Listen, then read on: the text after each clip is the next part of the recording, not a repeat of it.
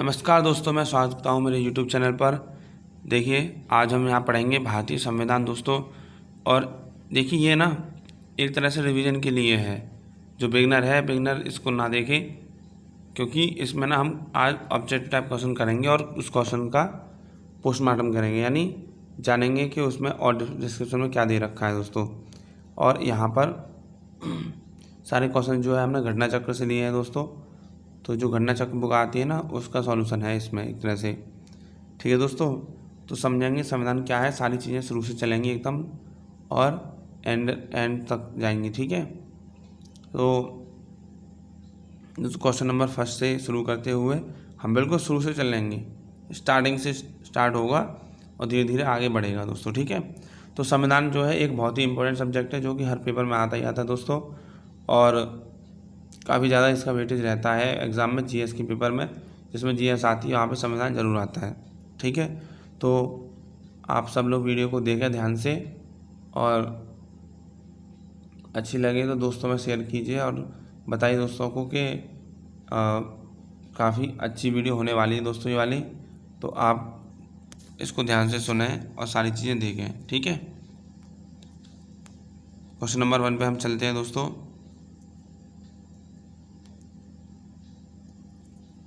Question number 1 है आपका दोस्तों, ऐतिहासिक पृष्ठभूमि।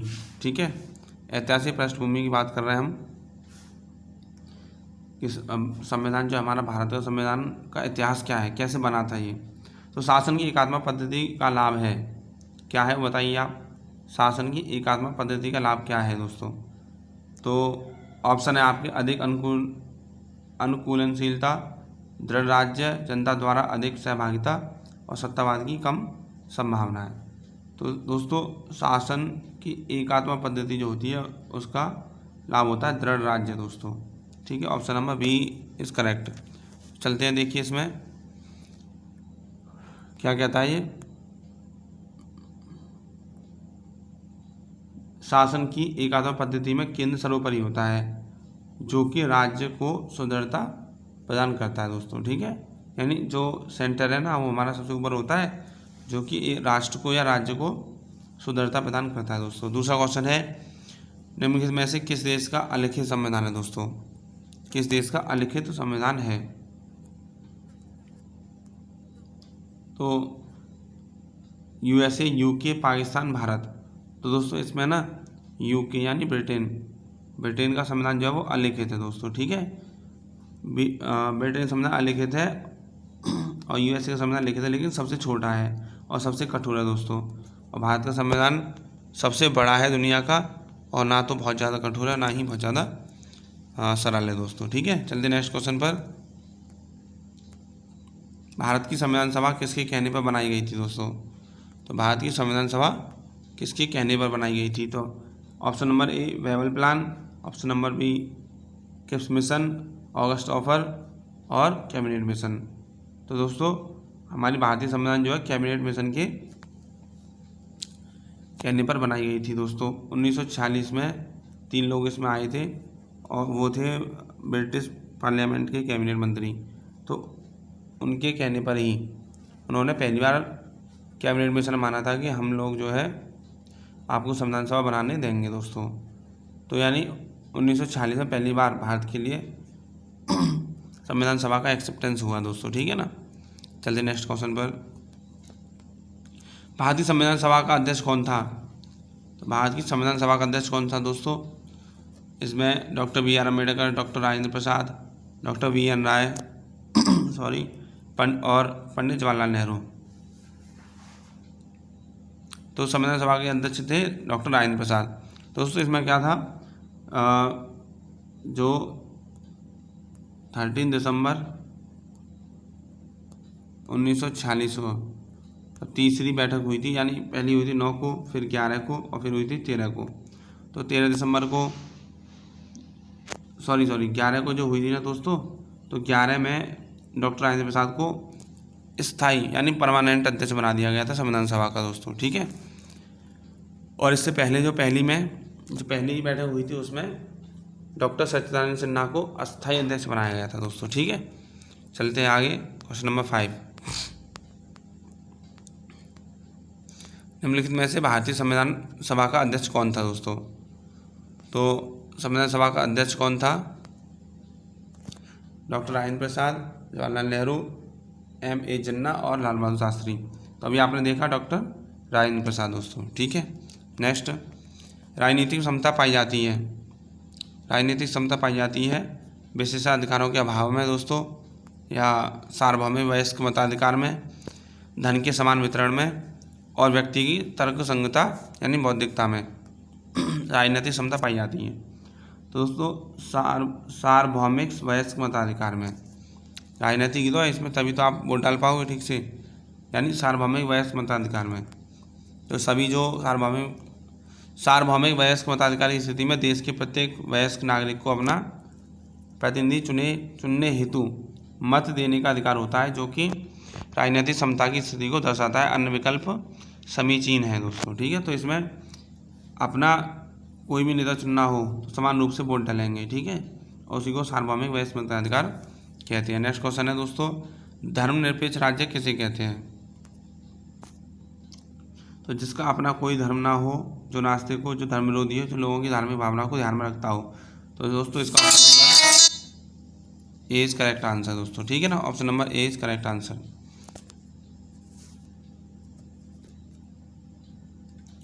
तो दोस्तों धर्मनिरपेक्ष का मतलब होता है जिस देश का कोई अपना धर्म ना हो उसे धर्मनिरपेक्ष कहते हैं। तो दोस्तों इसका डिस्क्रिप्शन देख ले रहे हैं कि धर्मनिरपेक्ष राज्य से तात्पर्य ऐसे राज्य से है जिसका कोई अपना धर्म ना हो और किसी धर्म विशेष को प्रोत्साहन नहीं देता हो। भारतीय संविधान की प्रस्तावना में पंथ निरपेक्ष शब्द 42वें संविधान संशोधन द्वारा 1976 को जोड़ा गया था दोस्तों। और जो पंथ निरपेक्ष है ना, पंथ निरपेक्ष का मतलब ही होता है धर्मनिरपेक्ष दोस्तों। ठीक है, और इसका मतलब होता है जिसका कोई भी अपना धर्म ना हो, यानी कि सभी धर्म इसमें बराबर हो दोस्तों। ठीक है, चलते नेक्स्ट क्वेश्चन। भारतीय संविधान केवल सरकार के लोकतांत्रिक रूप की कल्पना नहीं करता बल्कि एक लोकतांत्रिक समाज की भी कल्पना करता है, क्योंकि यह इसकी विचारधारा से ओतप्रोत है। तो दोस्तों किसने बताया था ये? इसमें देखिए क्या क्या है, न्याय से ओतप्रोत, समानता से ओतप्रोत, स्वतंत्रता और भाईचारा से ओतप्रोत। तो ऑप्शन है इसके केवल फर्स्ट और सेकंड सही है, सेकंड और थर्ड सही है, फर्स्ट और थर्ड सही है, या first second third fourth all are correct दोस्तों। तो ऑप्शन नंबर 4 इज करेक्ट, यानी डी ऑप्शन इज करेक्ट दोस्तों। तो लोकतांत्रिक समाज की भी कल्पना करता है जो है, और इसकी विचारधारा में ये सारे जो टर्म है ना दोस्तों, ये सारे के सारे टर्म मिलते हैं। तो option number D is correct answer. तो भारतीय संविधान की प्रस्तावना केवल सरकार के लोकतांत्रिक रूप की ही कल्पना करना नहीं है, बल्कि एक लोकतांत्रिक समाज की भी कल्पना करती है, क्योंकि यह न्याय, स्वतंत्रता, समानता, बंधुत्व का मतलब भाईचारा की विचारधारा से ओतप्रोत है दोस्तों। इसमें ये सारी खूबियाँ मिलती हैं। नेक्स्ट क्वेश्चन है दोस्तों, संविधान के अंतर्गत भारतीय लोकतंत्र के आदर्शों को हम कहाँ देख सकते हैं? तो दोस्तों प्रस्तावना के अंदर ये सारी चीज़ें दिखाई देती हैं। ठीक है, प्रस्तावना के अंदर सारे आदर्श दिखाई देते हैं हमें। तो देखिए दोस्तों option number A is correct answer. प्रस्तावना भारतीय संविधान के अंतर्गत भारतीय लोकतंत्र के आदर्शों की झलक हमें संविधान की प्रस्तावना में मिलती है, और प्रस्तावना के माध्यम से भारतीय संविधान का सार, अपेक्षाएं, उद्देश्य, उसका लक्ष्य तथा दर्शन प्रकट होता है दोस्तों।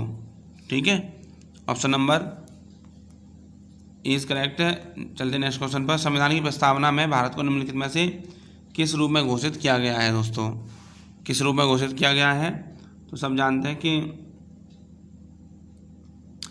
अच्छा ऑप्शन देखे हैं इसके पहले। इसमें एक प्रभुत्ता संपन्न लोकतांत्रिक गणराज्य, एक समाजवादी लोकतांत्रिक गणराज्य, एक प्रभुसत्ता संपन्न समाजवादी पंथनिरपेक्ष लोकतांत्रिक गणराज्य। तो दोस्तों यही इसका आंसर हो जाएगा, क्योंकि जब भी हम प्रस्तावना पढ़ते हैं ना तो उसमें सारी चीज़ें ठीक से दे रखी हैं, यानी सारी पंथनिरपेक्ष लोकतांत्रिक समाजवादी और प्रभुसत्ता सारी चीज़ें इसमें बताई गई हैं। तो option number C is correct answer. तो दोस्तों इसका डिस्क्रिप्शन पढ़ लेना है। 26 जनवरी 1950 को भारतीय संविधान लागू होने के बाद संविधान की प्रस्तावना में भारत को एक प्रभुत्व संपन्न समाजवादी पंथनिरपेक्ष लोकतांत्रिक गणराज्य घोषित किया गया है और तत्व है कि मूल संवैधानिक प्रस्तावना में समाजवादी पंथनिरपेक्ष और अखंडता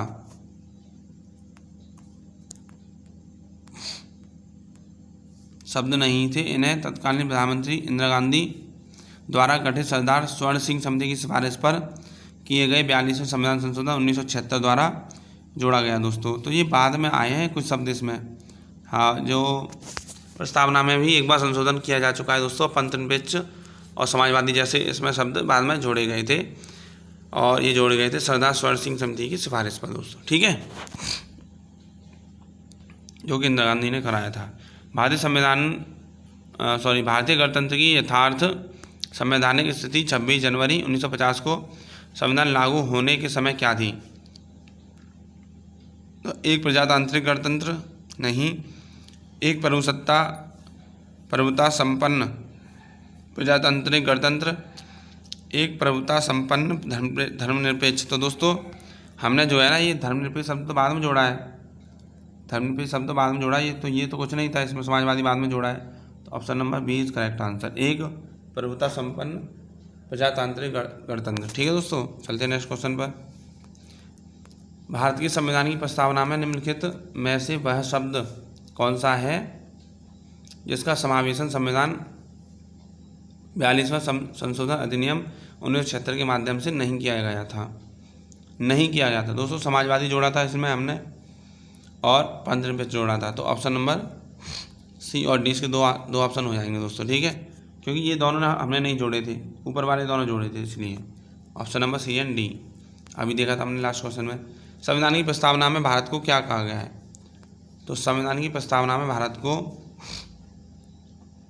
लोकतांत्रिक सर्वसत्ताधारी और धर्मनिरपेक्ष समाजवादी गणराज्य नहीं दोस्तों, option number D is correct है, सर्वसत्ताधारी समाजवादी धर्मनिरपेक्ष लोकतांत्रिक गणराज्य, ठीक है, option number D is correct answer.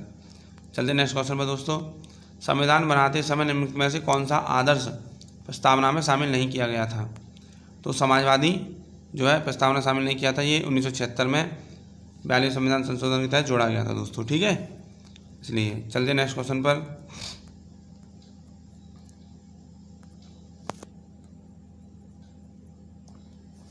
तो दोस्तों भारतीय संविधान की प्रस्तावना में निम्नलिखित में से किस अभिव्यक्ति का प्रयोग नहीं किया गया है? भारतीय संविधान की प्रस्तावना में दोस्तों, तो सर्वसत्ताधारी लोकतंत्रीय गणराज्य, समाजवादी धर्मनिरपेक्ष और संघीय।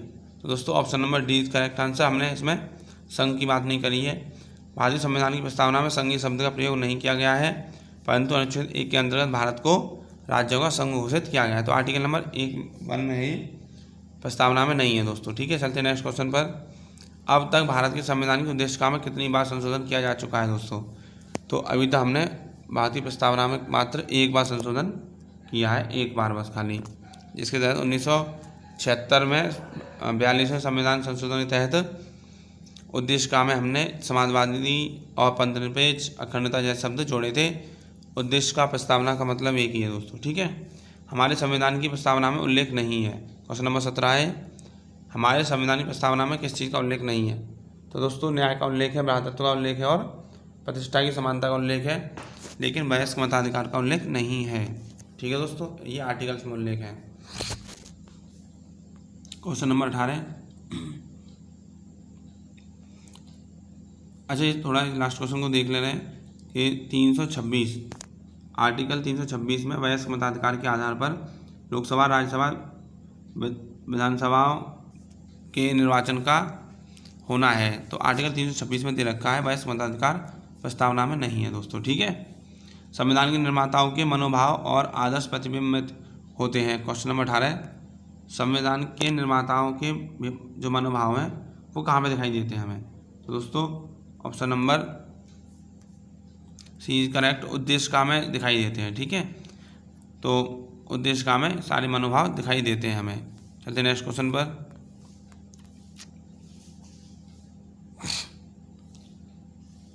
तो दोस्तों लास्ट क्वेश्चन का डिस्क्रिप्शन पढ़ ले रहे हैं हम कि भारतीय संविधान के उद्देश्य काम है संविधान निर्माताओं के मनोभाव और आदर्श प्रतिबिंबित होते हैं।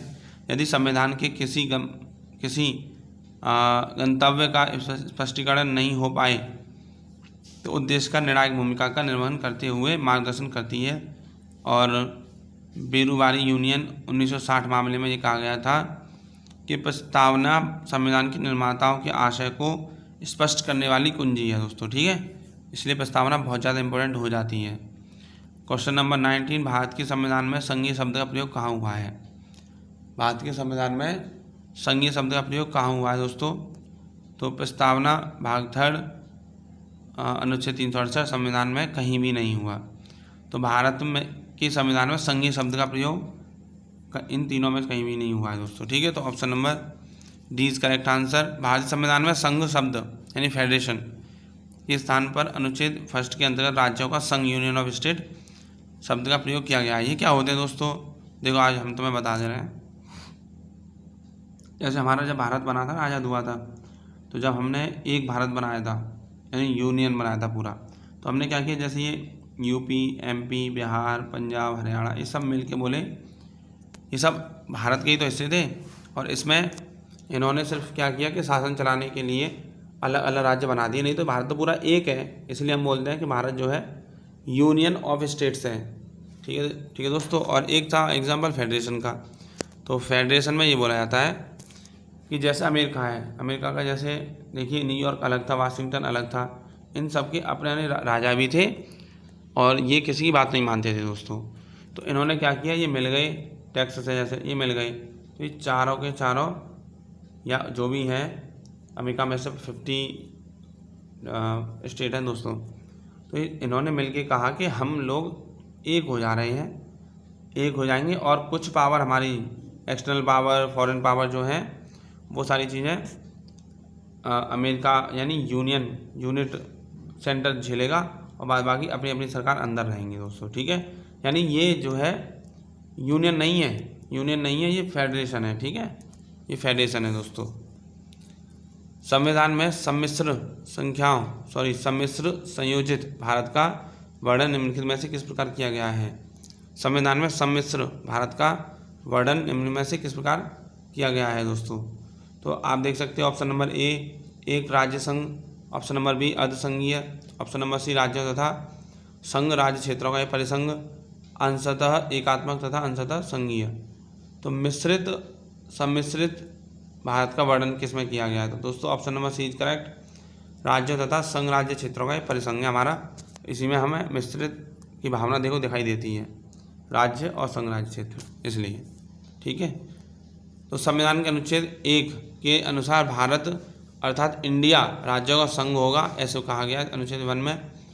संविधान सभा की प्रारूप समिति के अध्यक्ष डॉक्टर भीमराव अम्बेडकर के अनुसार यद्यपि संविधान की संरचना परिसंघात्मक है, किंतु यह परिसंघ इकाइयों के बीच किसी समझौते का परिणाम नहीं है तथा किसी भी संगठक इकाई को उससे अलग होने का अधिकार नहीं है। तो दोस्तों इसका मतलब हुआ, अगर जैसे गुजरात चाहे कि मुझे तो भारत से अलग होना है, तो वो हो नहीं सकता। गुजरात हो, तमिलनाडु हो, कोई भी भारत से अलग नहीं हो सकता, क्योंकि भारत एक ही है, पूरा है, उसमें से कैसे काट के अलग कर देंगे किसी को, ठीक है ना। क्योंकि हमारा देश जो है यूनियन ऑफ स्टेट्स है दोस्तों, ठीक है, यूनियन ऑफ फेडरेशन नहीं है, इसीलिए। तो दोस्तों आज के लिए इतने ही क्वेश्चन काफ़ी हैं, आप लोग इसे देखिए, बताइए कैसी वीडियो लगी, पसंद आए तो लाइक कीजिए और दोस्तों सब्सक्राइब करना ना भूलें हमारे चैनल को, और दोस्तों में शेयर करें, ठीक है दोस्तों, हमें सपोर्ट करें ऑन यूट्यूब। जय हिंद।